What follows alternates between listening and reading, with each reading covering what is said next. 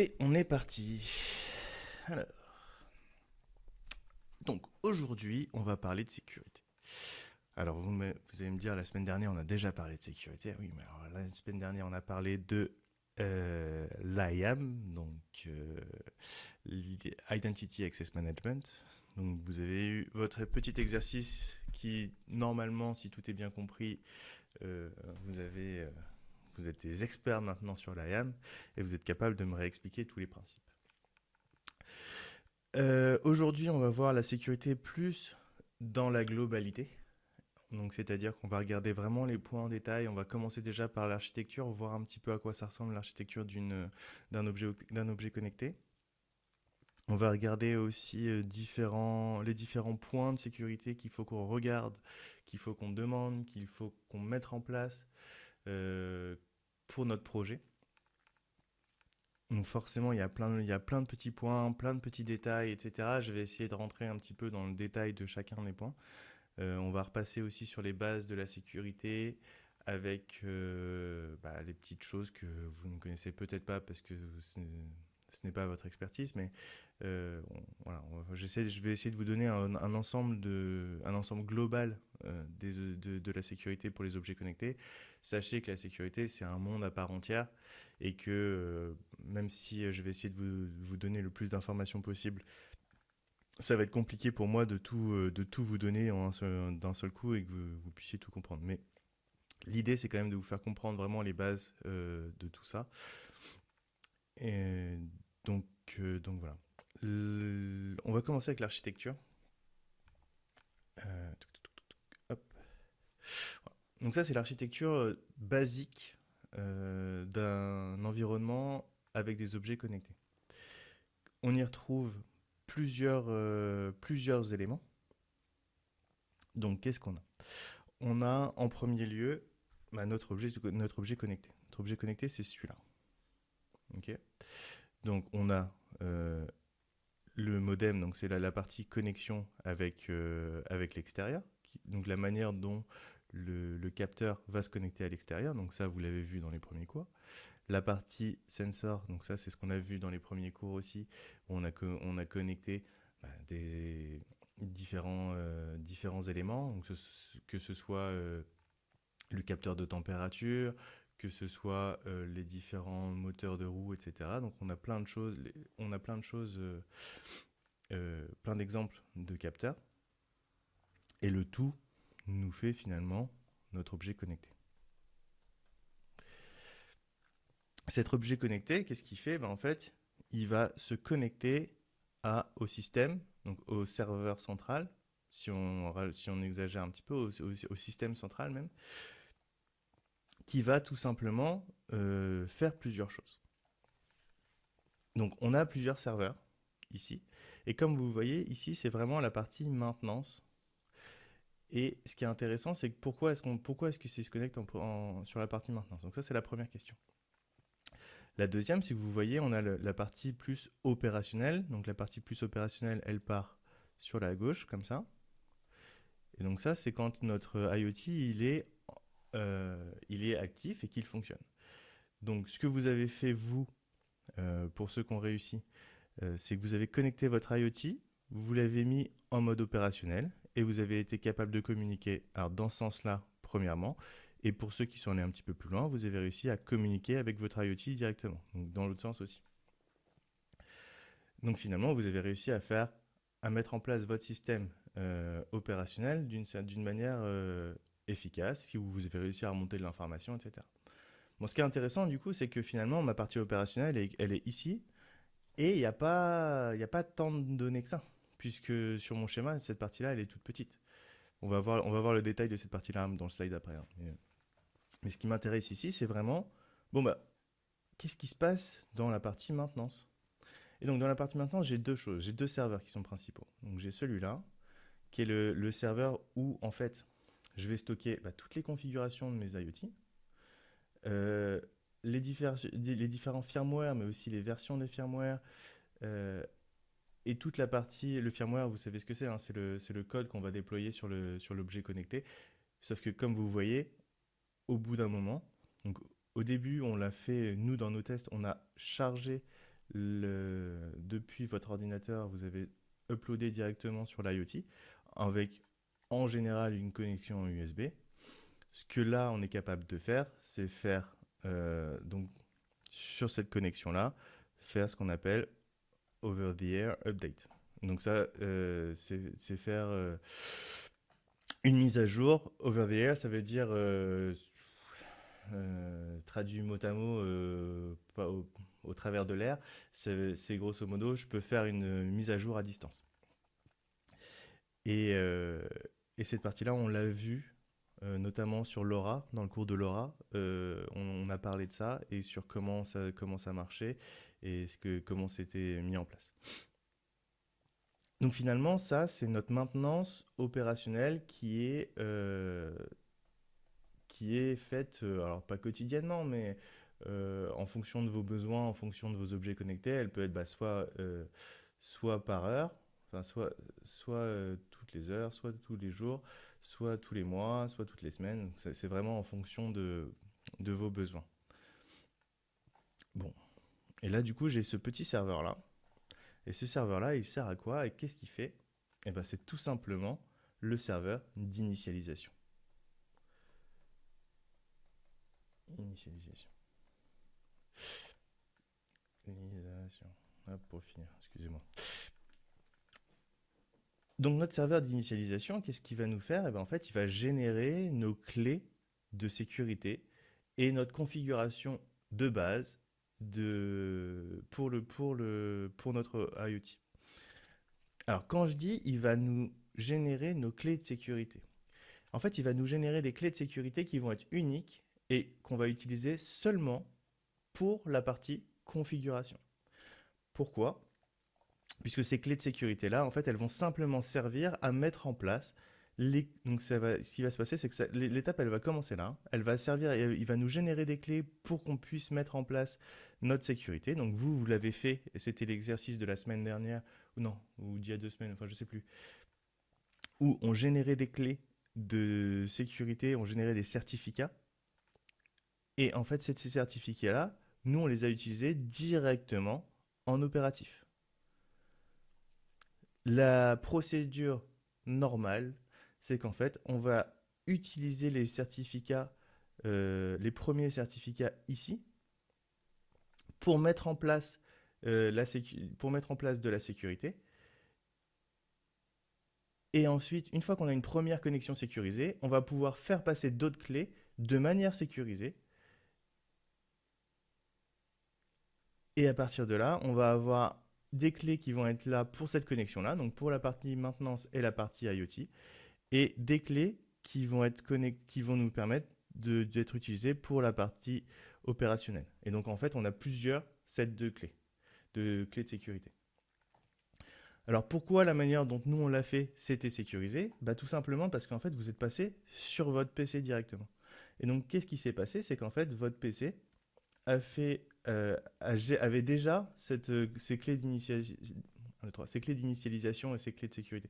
Pourquoi? Bah parce qu'en fait, quand vous vous connectez à Amazon, vous êtes connecté en HTTPS, donc vous avez déjà un canal de sécurité qui est présent. Ce qui se passe, c'est que du coup, une fois que vous avez votre canal qui est présent, bah en fait, depuis le serveur Amazon, vous pouvez recevoir vos clés sans problème. Et donc, vous n'avez pas besoin de passer par la partie commission. Et du coup, vous pouvez directement faire de l'opérationnel.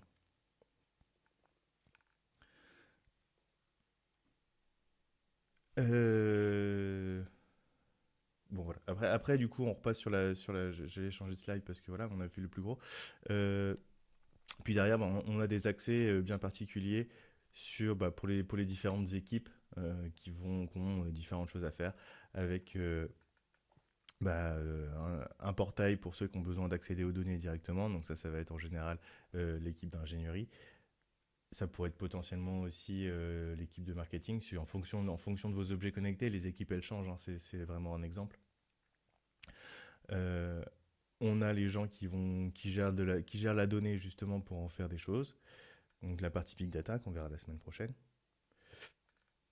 Et on a la partie DMZ où là, on a un serveur, ce qu'on appelle un jump server. Comme son nom l'indique, c'est un serveur de saut qui nous permet tout simplement d'aller se connecter et d'aller mettre à jour les différentes choses et de contrôler aussi nos IoT, nos objets connectés. Des questions sur ce slide-là? J'enchaîne. Alors, comme je vous le disais la semaine dernière, quand je vous l'ai présenté, on a la semaine dernière, la case qui entourait là, vous l'aviez, elle était cachée dans notre présentation, puisque bah, finalement, c'était une partie qui n'était pas forcément facile à expliquer rapidement, donc je vous l'avais cachée. Et du coup, maintenant, on la réintègre dans notre architecture. Comme on l'a discuté la semaine dernière, donc la partie IAM, la partie identité, authentification, autorisation, elle va, vous voyez déjà, vous avez déjà une bonne idée maintenant de ce que ça veut dire et ce que ça fait. Il y a une petite notion qui est quand même assez importante, c'est que de base, donc si je prends mon serveur et je prends mon petit objet connecté, ma petite board avec une petite antenne bien jolie, hop, on pourrait avoir tendance à croire que l'authentification, l'identité, l'authentification et l'autorisation, elle se passe dans ce sens-là. Bah alors, qu'est-ce qui se passe? Donc, notre objet connecté, il se dit coucou, je suis euh,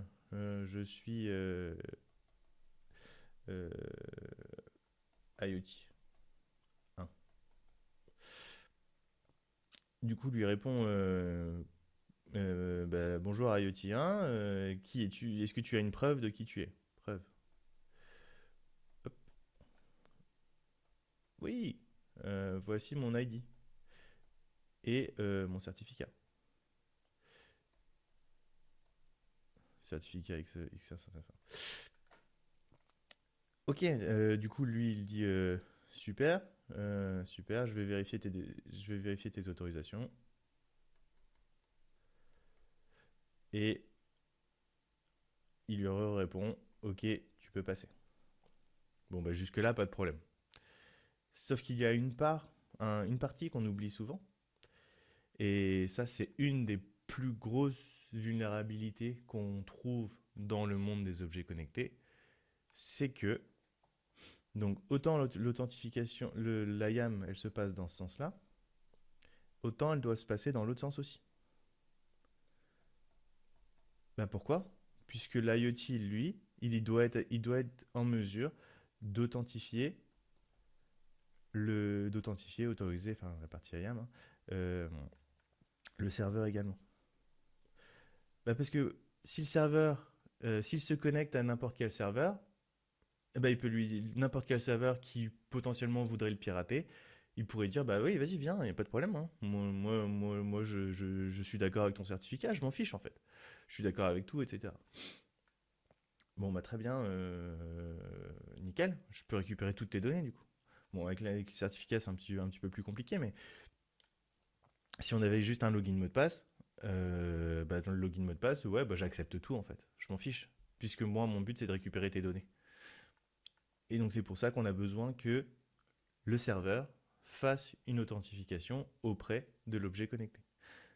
Alors, ça implique quand même certaines choses. Ça implique que notre IoT, du coup, il a besoin d'avoir une capacité de stockage un petit peu plus grande que ce qu'on avait prévu, puisqu'il a besoin de connaître tous les serveurs auxquels il va potentiellement se connecter. Et donc de là, j'ai s'assurer qu'il y ait et faire de l'authentification sur ces serveurs-là. Et donc ça, on appelle ça de la mutual authentification. La partie encryption, on la revoit après, c'est pour ça. Euh, donc ça, c'est vraiment pour la partie IAM entre l'objet connecté et notre serveur. Donc tout ça, c'est des choses qui sont nécessaires à mettre en place. Alors, on va parler un petit peu plus de sécurité, on va revenir un petit peu plus sur la base. Alors, la base, c'est ce qu'on appelle la triade de la sécurité, qui inclut ces trois-là. Donc, la triade, c'est la, je sais pas pourquoi je les ai mis dans ce ordre-là, mais la CIA, en anglais ça donne ça, pour Confidentiality, integrity, availability. Donc confidentialité, intégrité et availability, disponibilité. Je le mets entre parenthèses, c'est le A. Et donc on a le CI. Bon, alors qu'est-ce qui se passe? Donc c'est vraiment les piliers de la sécurité. Si jamais un jour vous entendez parler de sécurité, vous devez être en mesure de connaître ces trois notions-là et de les comprendre et potentiellement même de les expliquer, puisque vous serez un minimum des experts, en tout cas sur une partie de votre carrière. Et c'est vraiment, là je vous donne vraiment les bases de les bases. Donc on a la confidentialité. La confidentialité, qu'est-ce que c'est? Ça veut dire que, je crois que je vous l'avais déjà expliqué la semaine dernière, mais je vais recommencer, parce que c'est à force de répétition qu'on apprend. La confidentialité, ça veut dire que si j'ai... Donc ça, c'est nos personnages préférés en cybersécurité, c'est Alice et Bob. Si j'ai Alice et Bob qui s'envoient des messages, si j'ai Eve qui écoute nos messages, qui écoute la communication, je veux qu'elle se demande, qu'elle ne comprenne pas ce qui se passe. Donc pour ça, je vais faire en sorte que ici, mes données elles soient en clear text. C'était clear text. Ici, que Bob puisse les lire, mais que ici, mes données elles soient chiffrées. J'ai bien dit chiffrées. Canal chiffré, données chiffrées. Allez, données chiffrées. Ça veut dire que du coup, Eve n'est pas capable de lire ce qui se passe. Donc, j'ai Alice et Bob qui communiquent entre eux, et Eve essaye de se mettre entre les deux et d'écouter la communication. Oh là là, elle arrive malheureusement à capter la communication. Bah, malheureusement, elle n'est pas capable de lire ce qui s'est passé. Pour ça, on va mettre en place plusieurs choses, mais le plus intéressant, ça va être l'utilisation de la cryptographie. Donc c'est la cryptographie qui nous permet de faire la protection de ça, puisque c'est la partie chiffrement.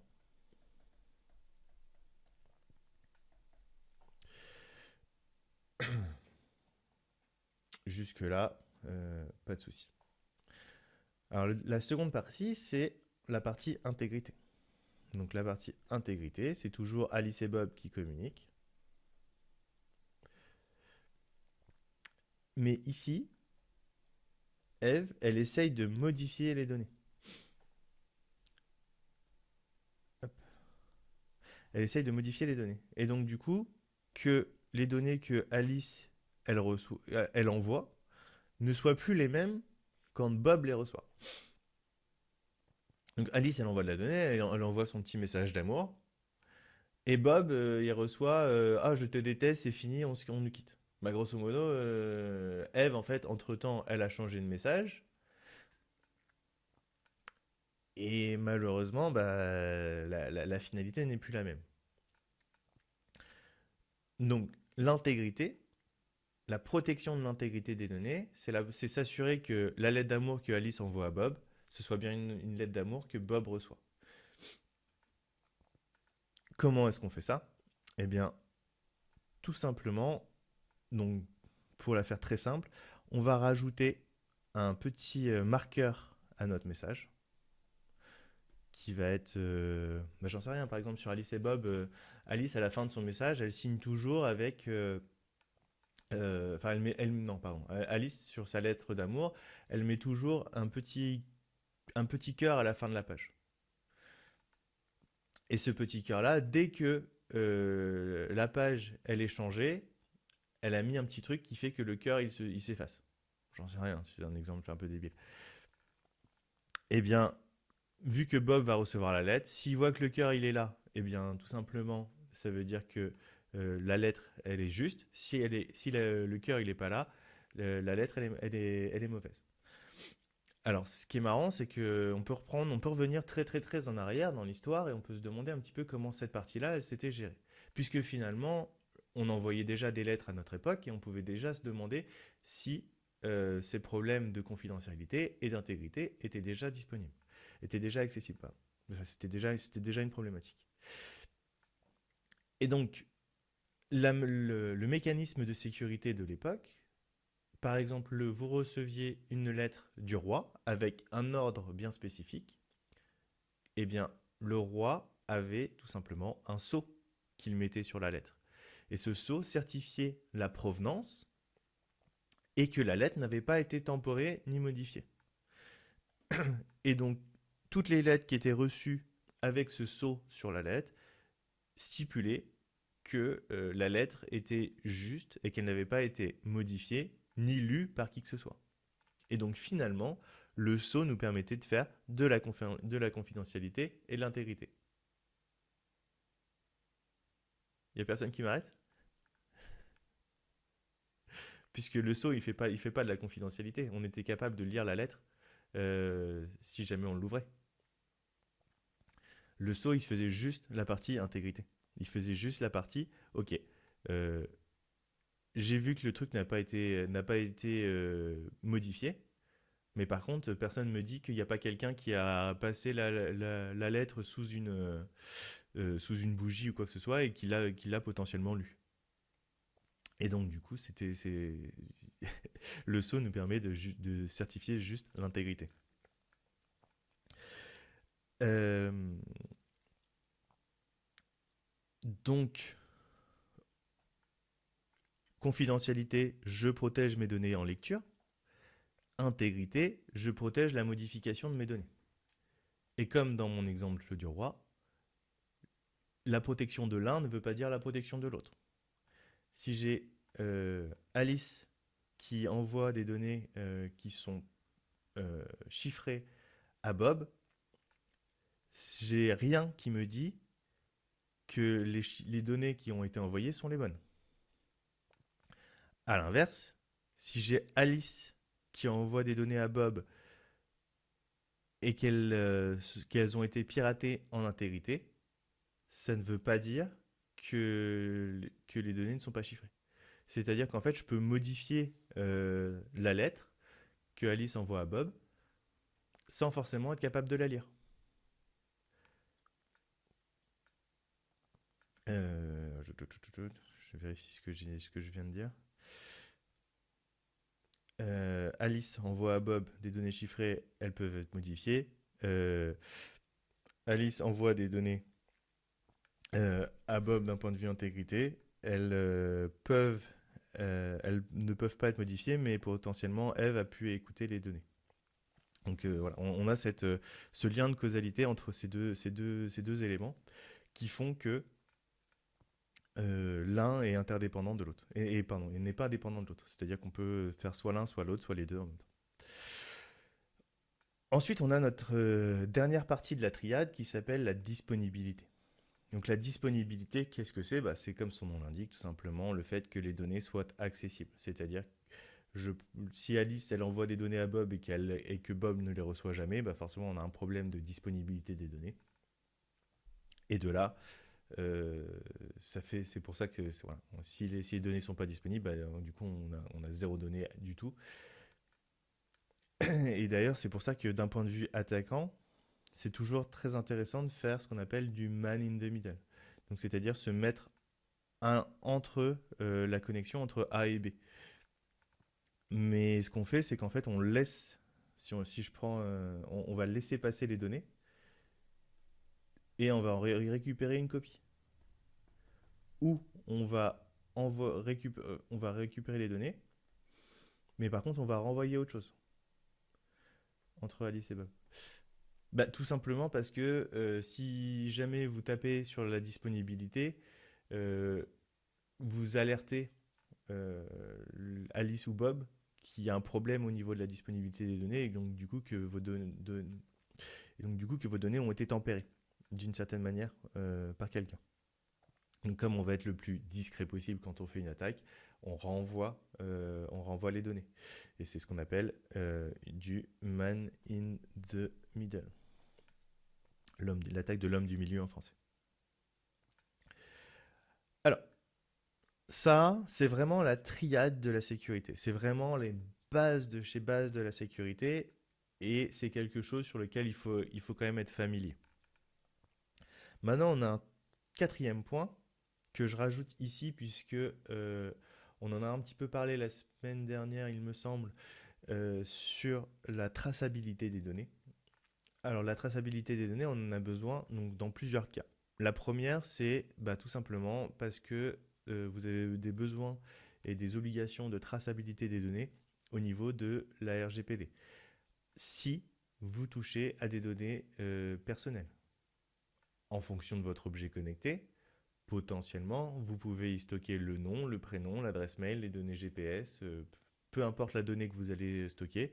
Si elle est considérée comme à caractère personnel, il faut que vous soyez capable de dire où est-ce qu'elle est exactement.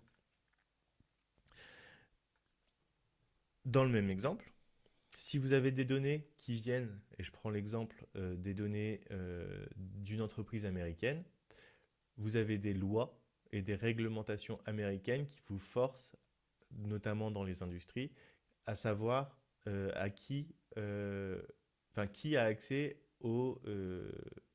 finalement à l'industrie, aux résultats de l'industrie américaine, donc aux technologies américaines. Et donc ça fait partie d'une réglementation et donc vous avez des besoins de traçabilité. La traçabilité étant un point très fort maintenant de la sécurité, je l'ai inclus dans la triade de sécurité.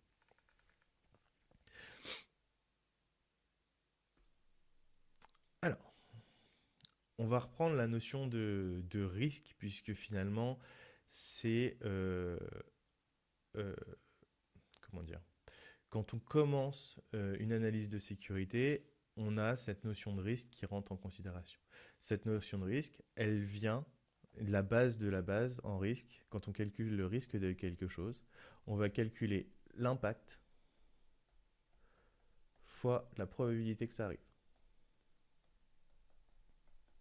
Probabilité que ça arrive. Voilà.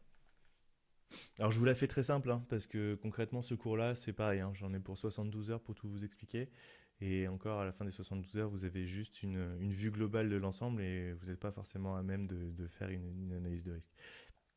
Donc je vous la fais en gros. C'est un petit peu vulgarisé, vous m'excuserez pour les petits raccourcis que je peux potentiellement faire, mais je suis obligé de les faire pour essayer de vous l'expliquer en 10 minutes plutôt qu'en 72 heures.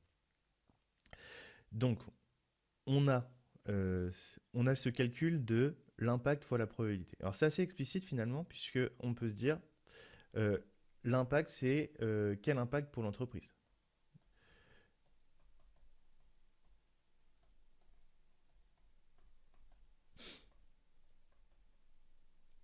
Et finalement, cet impact-là, ça va être, on va lui mettre une échelle et on va se dire, ok, est-ce que on a un piratage qui est possible? Et si oui, quel impact va arriver?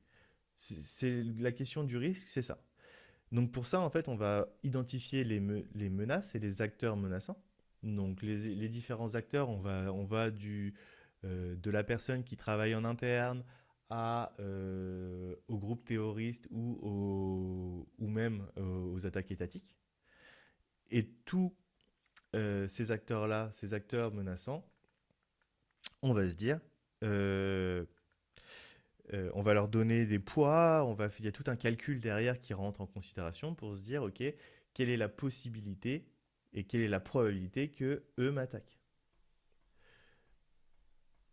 Probabilité. Décidément. Donc on a ce lien entre la probabilité et l'impact. C'est... Je reviens sur mes idées, pardon. On a donc nos menaces, ça va être qui peut potentiellement nous attaquer. Donc je vous ai dit, hein, ça va du très très fort au très très faible. On peut prendre aussi par exemple les gamins qui peuvent faire du piratage pour s'amuser. Je vous conseille de lire un livre de Kevin Mitnick qui est assez marrant puisque en fait c'est un livre où on est au début du hacking et il nous donne des idées de comment ça se passait à l'époque et il nous raconte des histoires de comment ils pirataient voilà, des entreprises de téléphone ou des choses comme ça. Euh, c'est euh, c'est très sympa pour rentrer dedans, pour découvrir ce monde-là, je vous le conseille vraiment. J'ai plus le titre du bouquin en tête, mais pour commencer, c'est très agréable comme lecture et c'est très accessible. Voilà. Donc dans notre système, on a aussi des vulnérabilités. Les vulnérabilités, ça va être des points faibles en fait dans notre sécurité. Et ce point faible-là, il va être en fonction de plein de choses. Dans notre cas, dans notre objet connecté, on va avoir plusieurs choses à prendre en considération chez nous. Donc on va les voir un petit peu après, juste après même d'ailleurs, où on va voir les vulnérabilités, les 10 vulnérabilités les plus communes, les plus courantes. Euh, Tac. Donc si je vous donne un exemple, je peux prendre... On, alors vous imaginez comment ça se passe déjà une vulnérabilité, comment ça se trouve. En fait, on a une équipe de chercheurs, enfin une équipe, on a plein d'équipes de chercheurs, mais pas que. Hein, quand je dis chercheurs, c'est pas forcément chercheurs avec un doctorat, etc. Ces chercheurs, c'est des gens qui cherchent des vulnérabilités un petit peu partout. Qui va trouver une vulnérabilité. Une fois qu'il a trouvé cette vulnérabilité-là, il a plusieurs choix. On rentre dans la partie, est-ce que lui, il est gentil ou pas? Si oui, hop, si oui, euh, il va informer l'entreprise avec la vulnérabilité et l'entreprise va avoir le choix de prendre en considération ce message-là ou pas. C'est-à-dire que bien que ça fait un petit peu, on a un peu l'impression que la personne qui fait ça, c'est un peu Batman. C'est ah là là, vous avez un problème ici, tenez, voilà, je vous ai pas arrêté le méchant, mais je vous ai fait voir par où il pouvait rentrer, etc. Bah oui, mais le truc c'est qu'en fait, toutes les entreprises n'acceptent pas forcément ces informations-là. Toutes les entreprises ne sont pas ravies quand on leur dit bah, vous avez un trou dans le mur ici. Et il faudrait peut-être mettre un sparadrap. Pourquoi? Bah, tout simplement parce que parfois ça coûte cher. Surtout sur une entreprise d'objets connectés. Si vous avez une vulnérabilité, eh bien, euh, voilà, si vous voulez mettre en place les patchs de sécurité nécessaires, eh bien, il y a plusieurs choses à prendre en considération et il y a plusieurs problèmes qui peuvent arriver. Vous pouvez imaginer, et ça vous allez voir, parce que ça va être un des premiers points qu'on va traiter tout à l'heure, euh, un objet connecté, un IoT, qui n'a pas la place de mettre en place, de faire la mise à jour. Bah oui, ils ont prévu la place pour faire les mises à jour opérationnelles, mais ils n'ont pas prévu la place pour faire des mises à jour de sécurité. Ah, donc il n'y a pas de place pour faire la mise à jour de sécurité qui va protéger la vulnérabilité? Non. Donc du coup, mon objet connecté, il est vulnérable à vie. Oui. Et pour changer, ça va coûter des millions. Vous imaginez, on prend l'exemple des compteurs électriques intelligents. Les compteurs électriques intelligents, s'il y en a un qui a une vulnérabilité et qui n'est pas en mesure de faire la mise à jour de sécurité, eh bien vous avez des millions de compteurs électriques intelligents qui se retrouvent vulnérables et que vous ne pouvez pas mettre à jour. Un compteur électrique intelligent, ça vaut une vingtaine d'euros. Vous faites ça fois des millions, parce que bah oui, en France, il y a je sais pas combien de millions de foyers. Si je prends même 10, 15 millions de foyers, 15 millions de foyers fois 20 euros, et ben vous avez vite une facture qui coûte très très très cher. Bon, heureusement, les compteurs électriques intelligents sont, bah, faut le voir comme l'un des premiers objets connectés. C'est vraiment eux qui se sont retrouvés confrontés à plein de problématiques de sécurité. C'est un des plus vieils objets connectés. Donc à partir de là, ils ont eu plein de problèmes que n'importe quelle entreprise d'objets connectés aujourd'hui va avoir. Et donc du coup, c'est un peu le standard dans le monde des objets connectés. Et donc il y a beaucoup de choses à apprendre dans le monde des objets connectés en général auprès des compteurs électriques intelligents. Et du coup, il y a plein d'erreurs que les gens qui font des objets connectés vont faire parce qu'ils n'ont pas regardé ces compteurs électriques intelligents. Et donc c'est pour ça que bah, forcément, si jamais vous êtes un chercheur en sécurité, vous pensez faire le bien, entre guillemets, parce que la notion de bien c'est toujours quelque chose de particulier, mais si vous pensez faire le bien en démontrant une vulnérabilité dans un système, vous n'allez pas toujours être le bienvenu auprès de l'entreprise, parce que ça implique des coûts énormes. Parfois, l'entreprise peut même se retourner contre vous, hein, ça c'est déjà vu. Et il y en a même qui ont fini en prison parce qu'ils ont informé les entreprises de sécurité. Donc ça, c'est vraiment plein de processus qui sont mis en place. Il y a plein de choses d'intéressantes là-dedans. Et j'aimerais vous en parler plus, mais voilà, je ne vais pas non plus m'étendre plus. Alors, dans les chercheurs, on a quand même des gens qui sont un peu oui, non. C'est-à-dire qu'ils sont un petit peu dans la zone grise et qui vont décider d'informer l'entreprise au cas par cas. Et on a les gens qui sont dans le non, qui ne vont pas informer l'entreprise et qui vont utiliser la vulnérabilité pour leur bien, pour de là. Donc soit ils la revendent, soit ils l'utilisent pour eux. Quand ils l'utilisent pour eux, bah forcément c'est à but lucratif, hein. L'idée c'est de faire le maximum d'argent.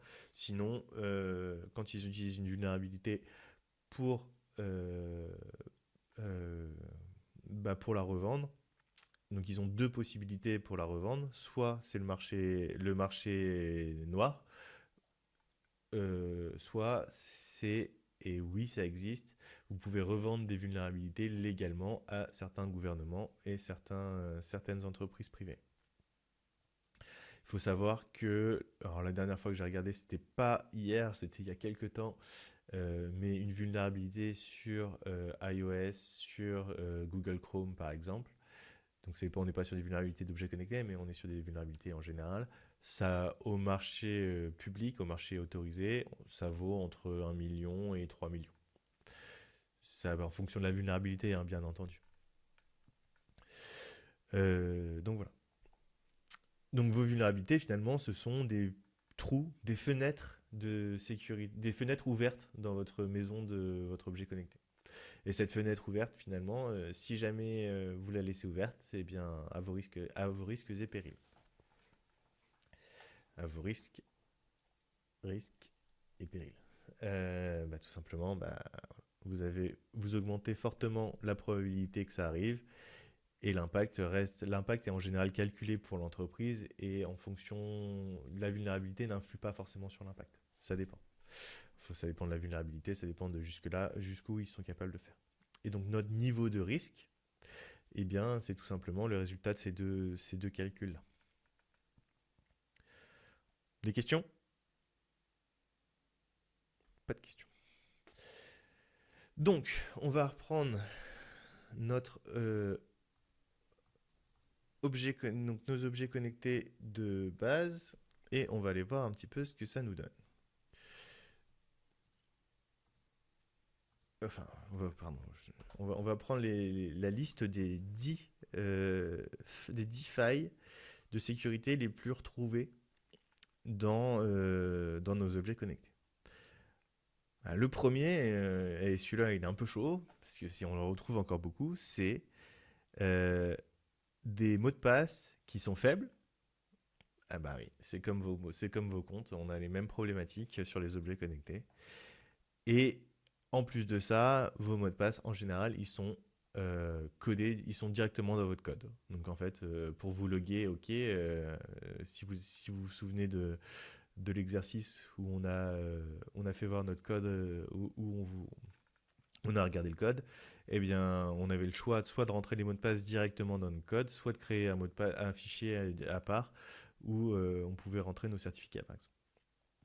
Eh bien, c'est pas du tout la même chose. Et d'un point de vue sécurité, bah, c'est beaucoup plus facile quand le mot de passe est dans le code directement. Il suffit juste de regarder. Bon, bah, après, on a des interfaces et des services réseau qui sont faillibles, hein. Vous avez ces deux points-là. Le manque de mise à jour de sécurité. Bah, les éléments. Alors, quand on dit insecure et outdated, ça veut dire que c'est des choses que vous mettez en place dans votre objet connecté, mais vous savez déjà dès le début que bah, il n'y a pas de sécurité ou il y a déjà des problèmes, des gros problèmes de sécurité.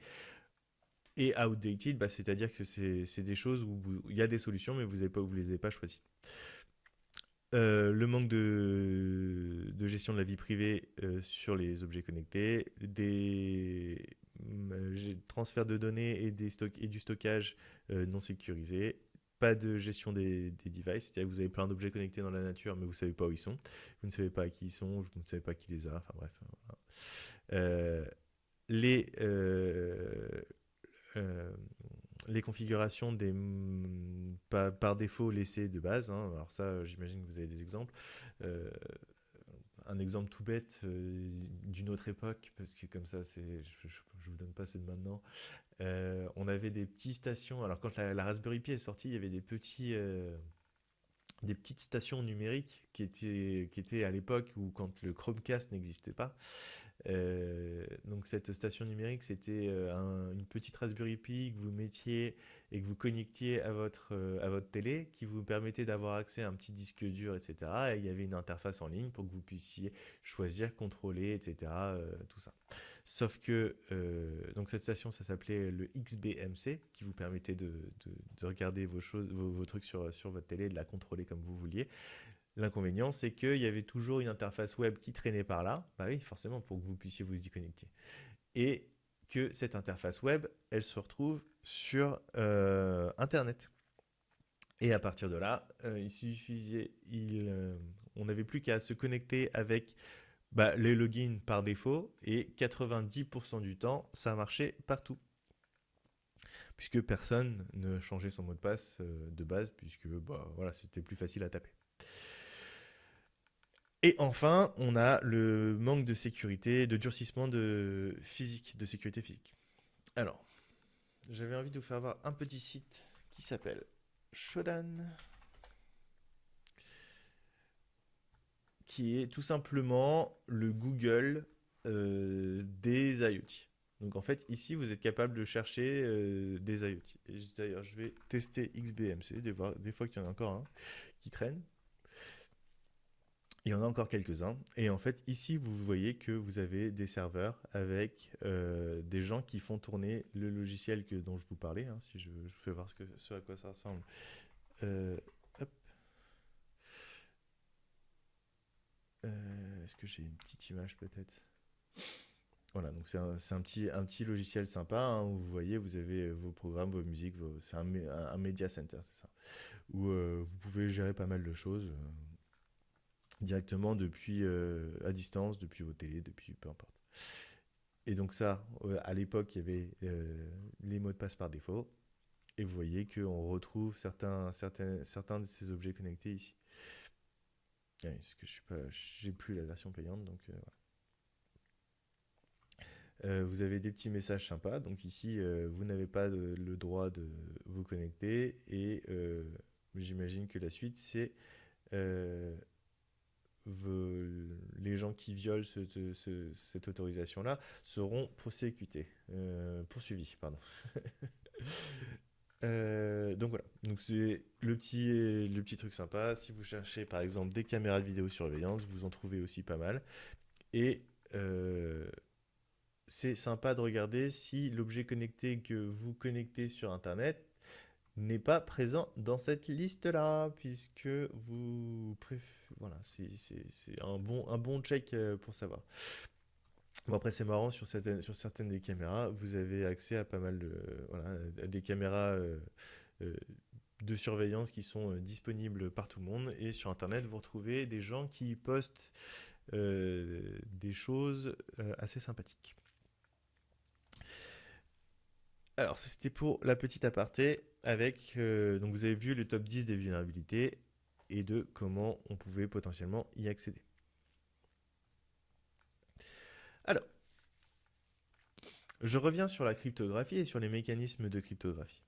Donc, on a deux types d'algorithmes en cryptographie qui sont l'algorithme symétrique et l'algorithme asymétrique. Alors, l'algorithme symétrique, c'est un peu tout bête. On a Alice et Bob qui communiquent et ils souhaitent mettre en place de la confidentialité. Hop. Et on verra l'intégrité après.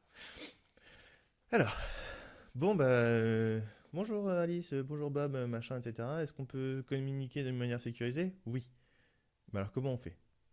Eh bien, on va rajouter une petite clé de sécurité qui va être la même d'un côté et de l'autre. Donc je vais l'appeler clé 1, clé 1.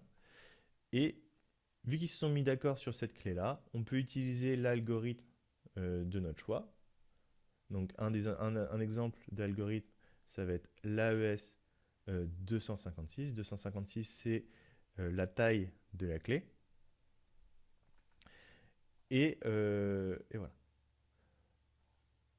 C'est vraiment, si vous connaissez celui-là, vous n'avez pas besoin d'en connaître d'autres, c'est utilisé dans 90% des cas. Donc l'algorithme AES 256 nous permet de faire ce mini tunnel de sécurité ici qui va protéger la confidentialité de nos données.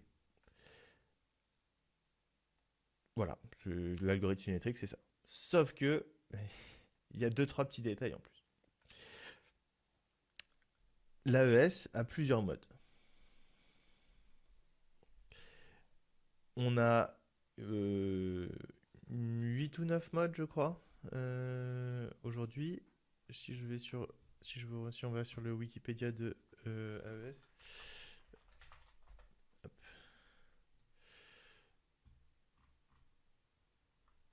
Hop.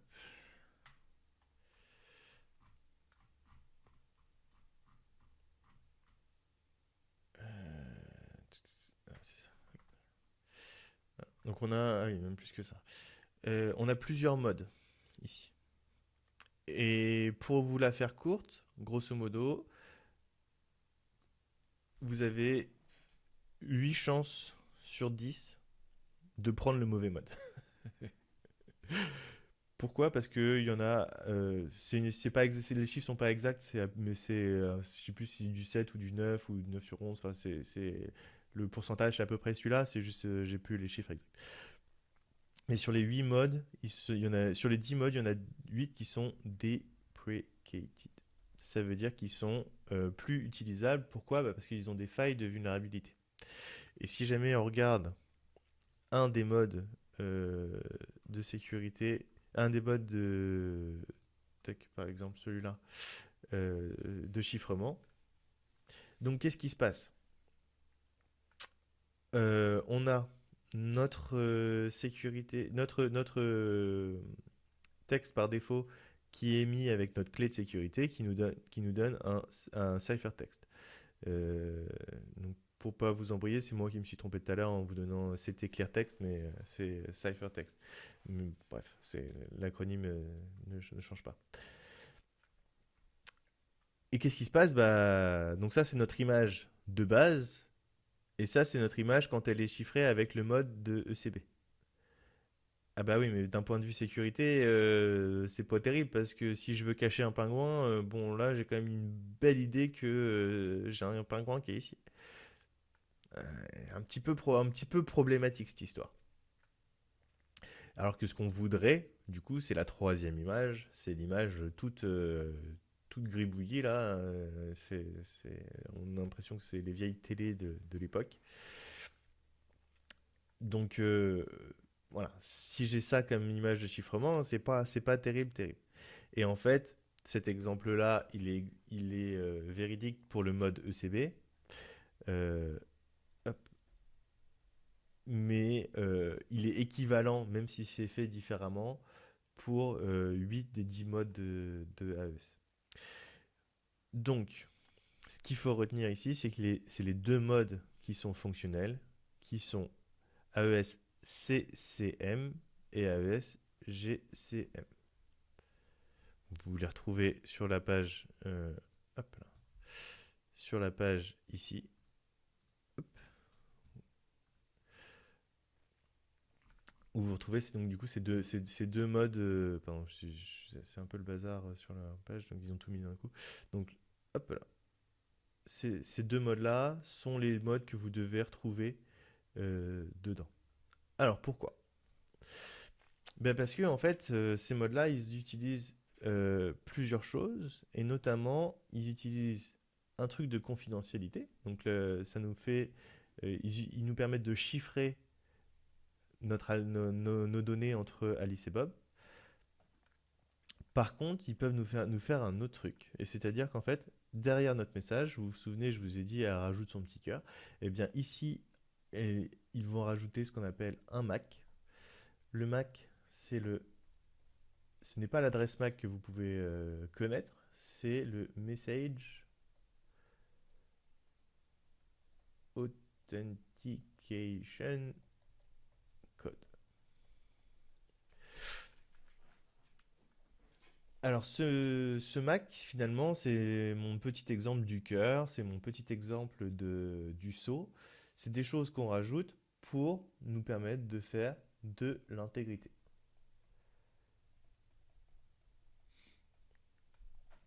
Ça nous permet tout simplement de s'assurer que personne n'est tempéré avec le message. Alors vous pouvez regarder que bah, c'est sympa parce qu'en fait on a une partie qui est chiffrée et une partie qui est avec un Mac. Et on pourrait se poser la question de tiens, est-ce que pourquoi ça c'est pas chiffré? Et en fait on a deux possibilités. On a euh, encrypt then Mac et Mac then encrypt.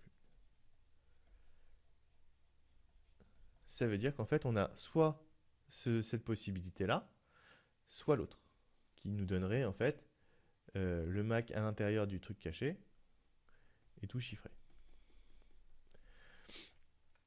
Bon, je vous le cache pas, la bonne solution c'est celle-ci, et tout simplement parce que c'est un problème de ressources.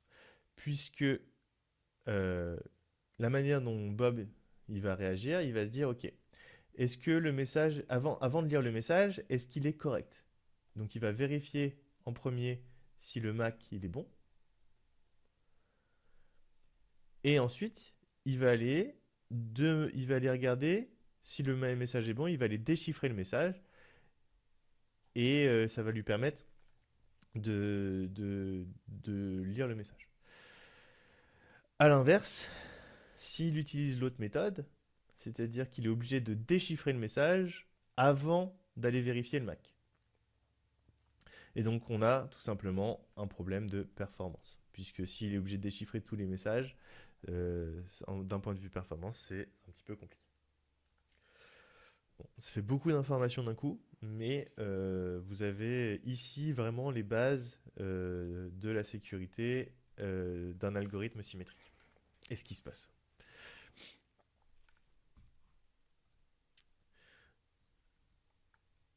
Alors, ce qui va être intéressant sur l'algorithme asymétrique, c'est alors déjà de un comprendre un petit peu comment ça marche, mais surtout aussi comprendre à quoi ça sert. Puisque l'algorithme asymétrique, donc je vous ai donné l'exemple de AES 256, si je vous donne un exemple des standards de sécurité, on va prendre un des algorithmes de chiffrement asymétrique que vous devez potentiellement connaître qui s'appelle RSA. Et la clé de sécurité, c'est 2048.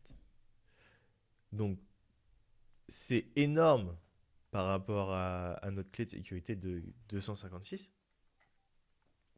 Et voilà. Excusez-moi, je vais juste mettre un tout petit fond de musique parce que sinon mon casque se coupe et je ne vous entends plus.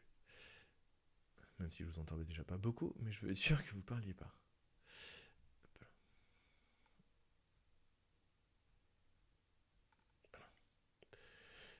Alors, donc notre algorithme RSA de 2048, vous voyez que là déjà en termes de clés, c'est beaucoup beaucoup beaucoup plus lourd, hein. La clé, elle est beaucoup plus grande que ce que notre algorithme. Donc, on a Alice et Bob. Alice veut envoyer un message à Bob. Bon, bah, très bien, cool, je fais comment? Et ben en fait, du coup, on a un jeu de clés. Donc la partie asymétrique, ça veut dire quoi? Ça veut dire que j'ai un jeu de clés. J'ai une clé publique, hop, publique, et une clé privée.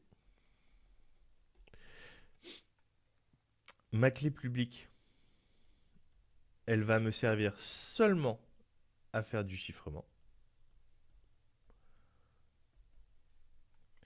Et ma clé privée, elle va me servir à déchiffrer.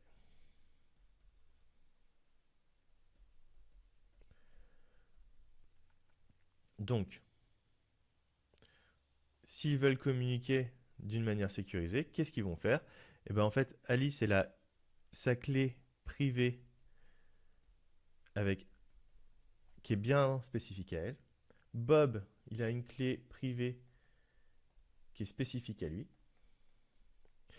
Et on a la clé publique qui est disponible pour tout le monde. Donc KPU et KPU. Ok. Alice va utiliser la clé publique pour envoyer un message à Bob. Et Bob va utiliser la clé privée pour déchiffrer. Sa clé privée, pardon, pour déchiffrer. Voilà. Bon, ce qui est intéressant, c'est que on rentre là-dessus, on peut créer des canaux de communication qui sont protégés. Comme on l'a dit juste avant,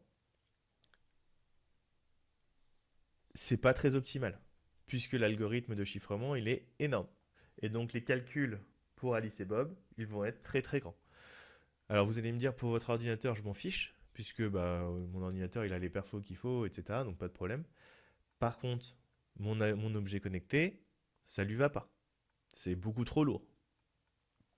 Et donc mon objet connecté, qu'est-ce qu'il va faire? Et en fait, l'objet connecté fait ça, mais finalement tout le monde fait ça. C'est-à-dire que on va avoir les premiers échanges qui vont être là. Et en fait, une fois que le canal de sécurité est mis en place en utilisant le chiffrement asymétrique, Alice et Bob, hop, ils vont s'échanger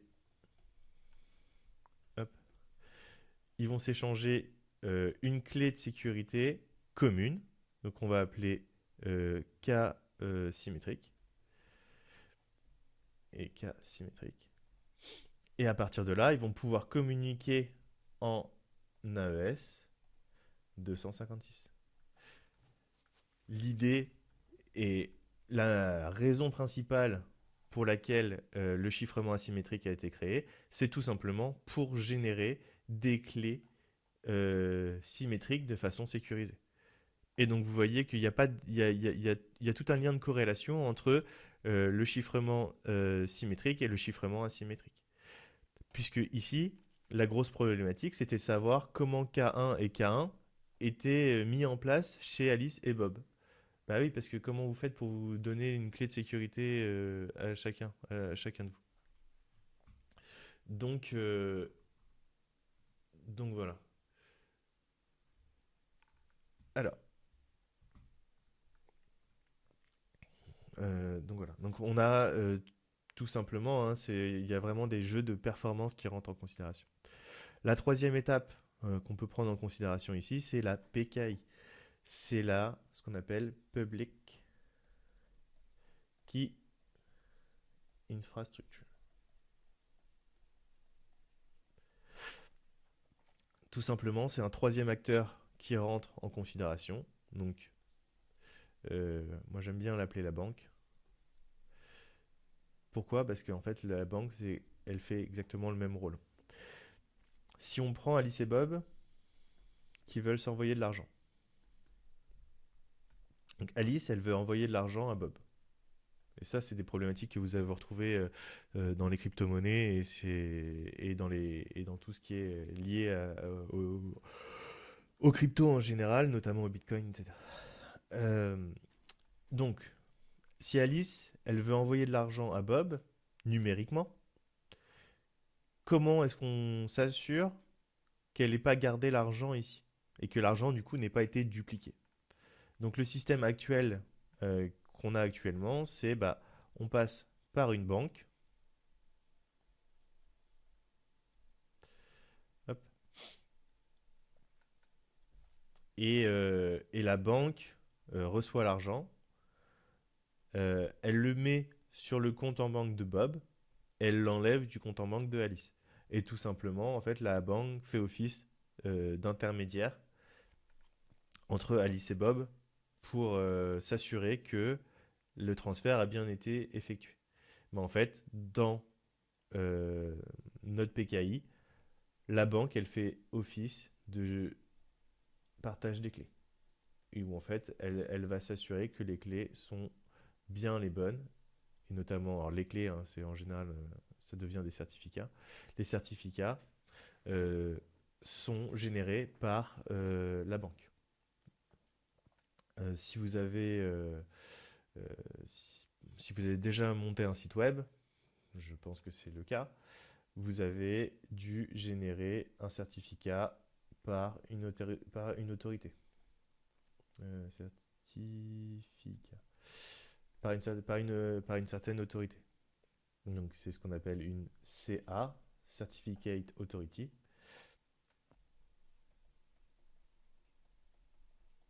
Donc c'est la banque, hein, ça c'est la banque, hein. Et cette autorité nous fournit des certificats à chacun des entités. Je prends par exemple un c'est TrueCrypt, je l'ai perdu.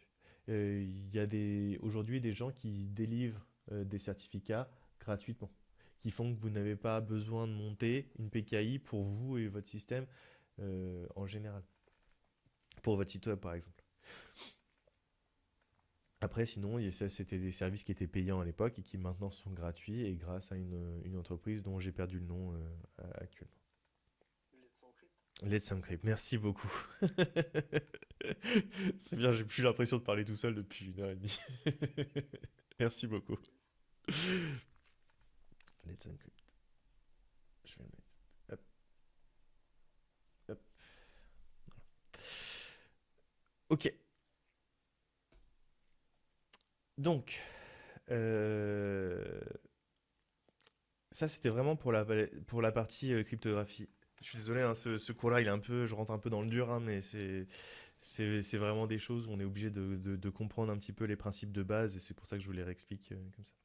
Donc on a vu que on a l'IoT, l'authentification IoT vers le serveur, l'IoT serveur vers l'authentification serveur vers IoT et la gestion des clés de sécurité. Donc tout ça on est bon, on a vu, on a tout vu. Hop là. Donc ça c'est les différentes choses qu'on va mettre en place pour faire de la sécurité opérationnelle dans nos objets connectés. Alors, on a la partie Future Proof Design. Ça veut dire quoi? Ça veut dire que j'ai besoin de place, j'ai besoin euh, de stockage pour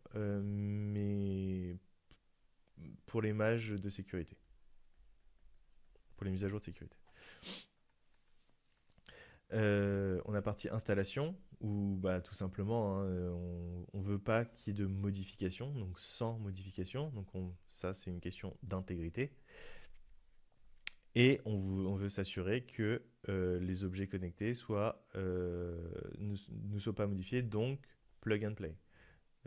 L'objet connecté, il est là, hop, il arrive, oui, bonjour le serveur, oui, machin, quelles sont mes clés? Ok, tiens, voici tes clés d'initialisation. Ok, très bien, hop, j'ai mes clés. Maintenant, est-ce que je peux me connecter à la partie opérationnelle? Oui, c'est bon, c'est OK. Nickel. Et ce process-là, on l'a fait, je vous le rappelle, en passant par l'ordinateur. On veut qu'il y ait des backups, hein, parce qu'il faut qu'il y ait des sauvegardes. Alors des sauvegardes principalement de configuration, de nos différentes configurations, hein, nos firmware, de nos mises à jour, de nos, voilà, de nos manières de la partie fonctionnelle de notre objet connecté. On a des mises à jour à distance et vérification de la signature avant l'installation. Alors, sur la partie signature, dans notre certificat, il y a effectivement cette partie signature qui, grosso modo, nous assure que la partie signature, c'est vérification de la provenance. Et on a un principe en sécurité qui s'appelle la non-répudiation,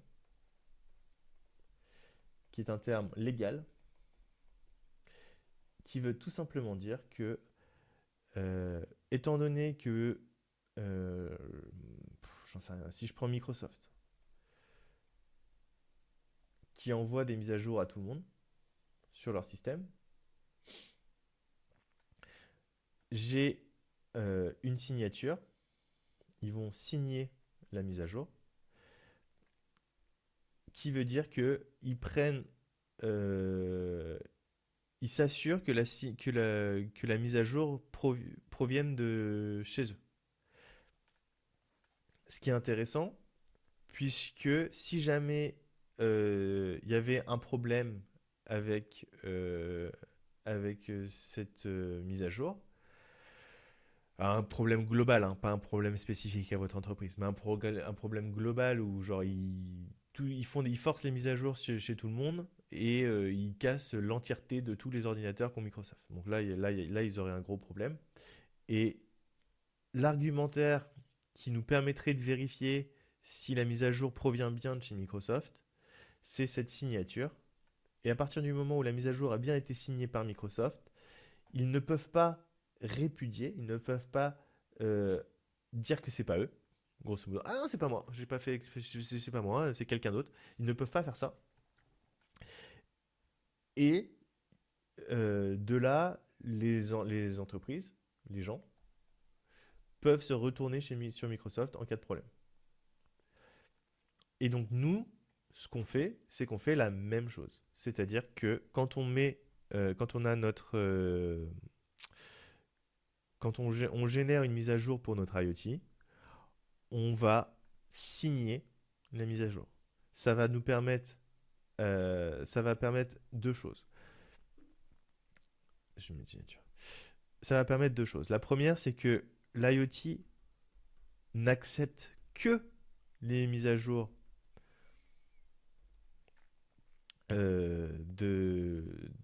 qui ont été signées. N'accepte que les mages signés. Et ça va forcément donner aussi du poids aux vendeurs.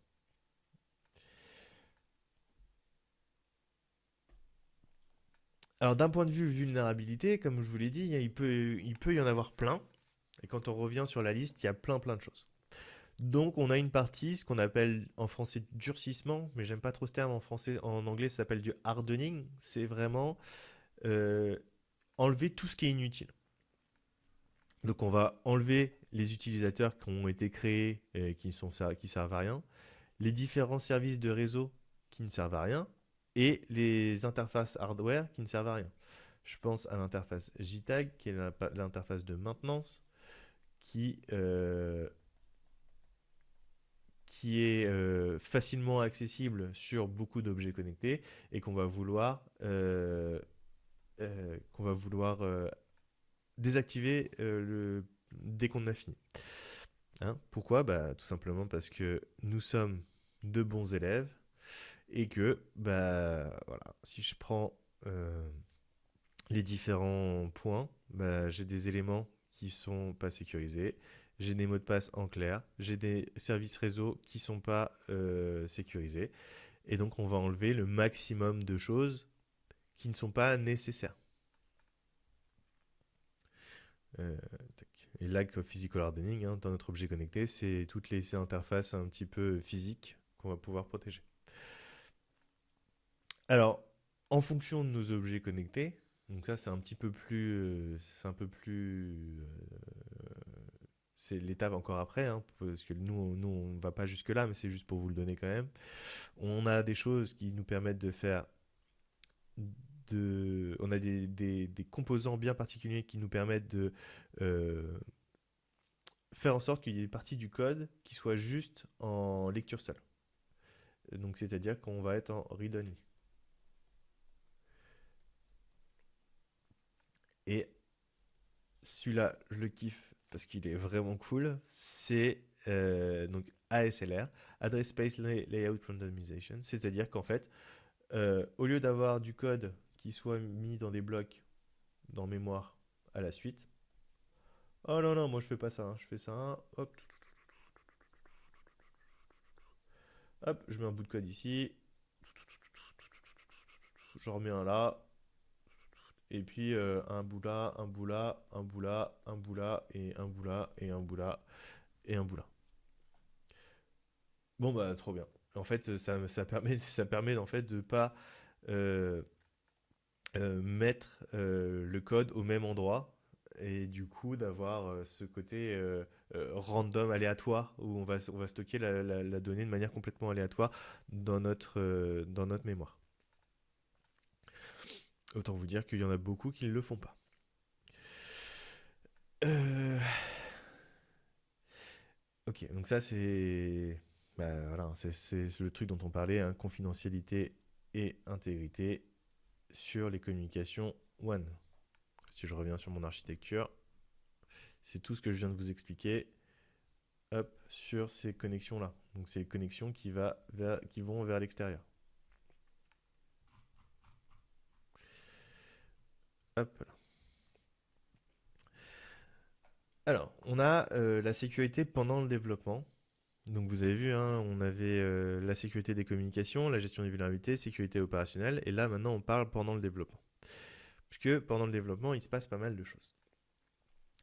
On va mettre en place les bonnes pratiques de sécurité pour le développement. Donc ça, c'est vraiment la base du truc, hein. On a des pratiques, des bonnes pratiques de développement de sécurité. On a bah, déjà juste la sensibilisation des individus à la sécurité, et je pense notamment aux développeurs. Les développeurs sont des gens qui, en général, n'ont pas eu de cours de sécurité. Et c'est aussi pour ça que je m'efforce à vous donner une partie de sécurité et que j'en fais un des gros points de ma présentation, parce que euh, parce que ça, si je peux éviter, s'il y en a un de vous qui travaille un jour sur un projet où il y aura plusieurs millions d'objets connectés quelque part dans le monde, et que vous vous rappellerez, et vous vous rappeliez de moi en me disant ah putain ce prof là il était chiant avec la sécurité, mais en fait maintenant je comprends le truc, j'aurais gagné en fait. Donc c'est pour ça que je suis un peu chiant là-dessus, parce que bah, c'était aussi ma présentation, ma présentation du premier jour. C'est ok, voilà, les objets connectés c'est cool, mais avant que ce soit cool, il y a plein de choses à prendre en considération, et notamment la sécurité, et voilà pourquoi. De toute façon, on va revenir sur les exemples que je vous ai donnés au premier cours. Donc, donc voilà, donc il y a plein de bonnes pratiques et la sensibilisation des développeurs là-dessus, c'est super important et normalement ils ont des formations à suivre sur la sécurité pour connaître les bonnes pratiques de développement de sécurité. Donc il y a plein de choses, etc. Mais voilà. Ce qui est intéressant, c'est que finalement les processus de test qu'on va mettre en place pour notre objet connecté hein, par défaut, hein, pour s'assurer qu'il marche bien, pour s'assurer que tout ça va bien, etc. Mais en fait, il y a la même chose à faire d'un point de vue sécurité. On va tester la robustesse, hein. C'est-à-dire on va le spammer de requêtes, on va tester plein de choses euh, dans des, dans des quantités un peu plus grosses que ce qu'il est prévu à la base pour voir à quel moment il craque. Et donc du coup, dans ces tests-là, on va aussi analyser, on va aussi lui donner du coup des exigences de sécurité et à partir de combien de requêtes supérieures à la marche initiale de l'IoT, tu es capable tu es autorisé à accepter, et à partir de combien tu es autorisé à casser, en fait, tout simplement. Donc on va s'assurer qu'il y a, il y a une corrélation entre les tests de robustesse et les exigences.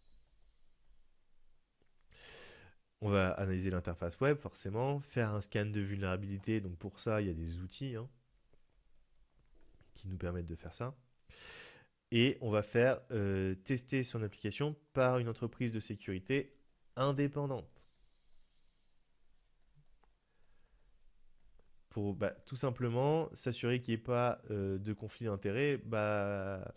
Pourquoi? C'est parce que tout simplement, on va se retrouver avec des applications qui peuvent euh,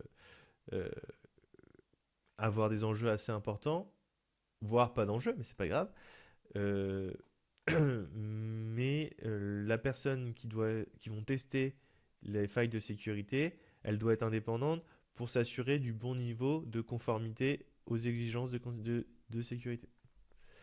Il faut savoir que la conformité ici c'est un bien grand mot puisque à date il n'y a pas beaucoup de réglementation sur les objets connectés, même si c'est en train d'arriver.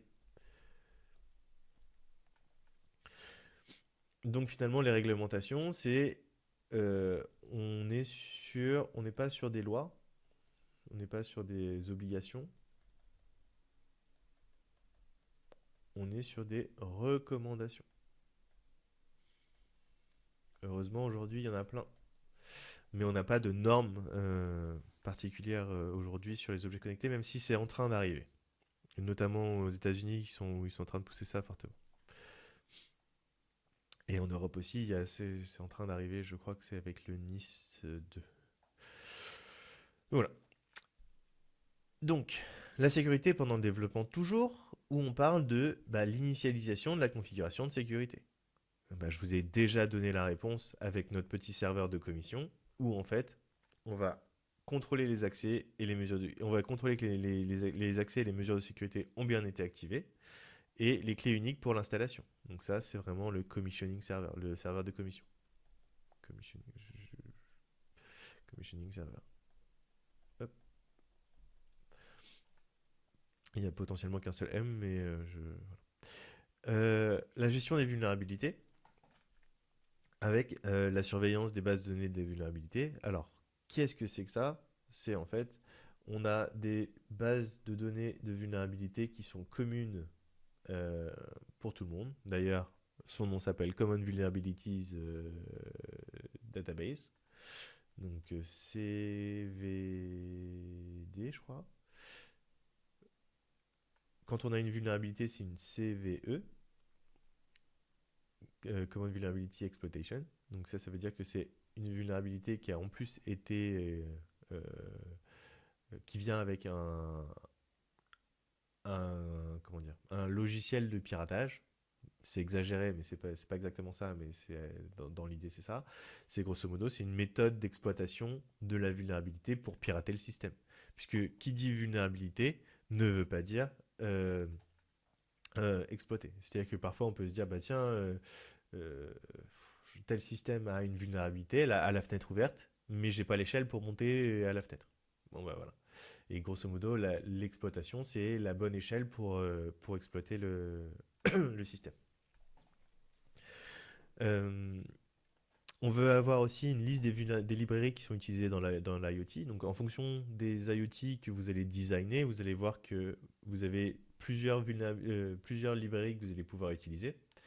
Et que forcément, en fonction de vos IoT, elles ne vont pas être similaires. On l'a vu pendant notre exercice. Ici, pardon. On l'a vu pendant notre exercice, que chacun des IoT utilisait finalement des librairies qui étaient spécifiques à la board que vous utilisiez.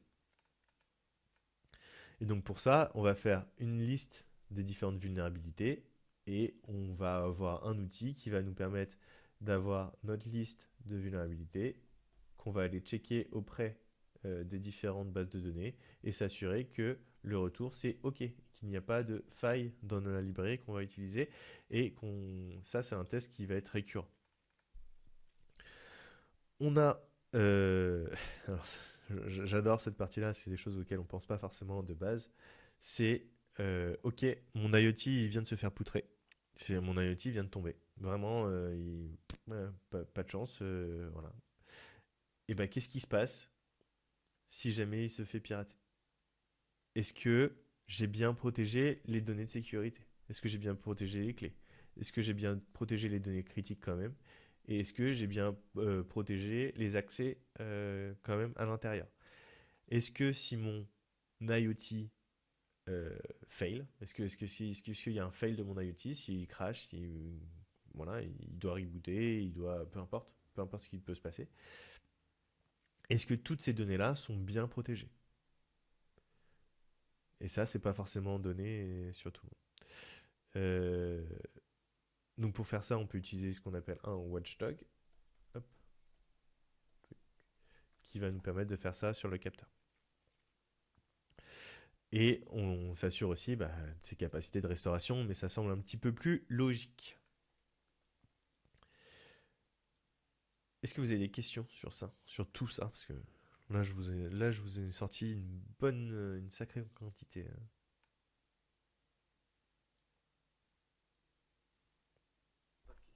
Pas de questions. Merci beaucoup. Alors, si pas de questions, on va passer au petit exercice de ce matin. Hop. Et c'est tout simplement. Donc ça va faire individuellement. Et l'idée, c'est de me faire ça sur un document Word. Hein. Enfin, Word, Google Doc, comme vous voulez. C'est de reprendre les attaques de sécurité que je vous avais présentées le premier jour pour et voir d'un point de vue sécurité, avec tout le cours que vous avez là, euh, essayer d'analyser ce qui s'est passé, ce qui aurait pu se passer. Parfois, il va falloir spéculer, mais c'est pas grave. Et comprendre un petit peu ce que vous auriez pu faire, quel point de sécurité n'a pas été mis en place euh, dans ces différents points, dans ces différentes attaques. Donc vous retrouvez tous les exemples ici, vous avez tous les liens juste après pour pouvoir, ouais, un, deux, trois, pour pouvoir aller lire les articles et voir un petit peu ce qui s'est passé et me proposer une solution. Donc c'est-à-dire euh, pour chacun des IoT, comprendre le problème et proposer une solution avec tout ce qu'on vient de voir.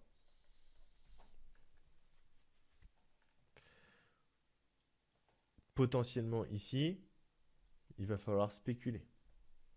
Alors c'est parce que c'est pour l'exercice, hein, mais c'est imaginer ce qui s'est passé et qui s'est pas bien passé. D'accord? Donc c'est un travail individuel. Hop là, individuel. Et vous allez pouvoir me le rendre dans une catégorie que je vais créer exprès pour récupérer vos documents. C'est bon pour tout le monde? Est-ce qu'il y a des questions maintenant que vous avez vu l'exercice? Non, non, tous les faire. Comme ça. Après, ça va vite. Hein. Sur celui-là, par exemple, c'est assez facile. Euh, Ouais, ouais, je sais. Mais c'est justement l'idée, c'est voilà, trouver une des failles et la patcher et proposer ça comme solution. Je te demande pas de rentrer vraiment dans le détail de tout parce que vous n'avez pas les trouver en fait les détails. Malheureusement, ces données-là, elles sont pas facilement accessibles.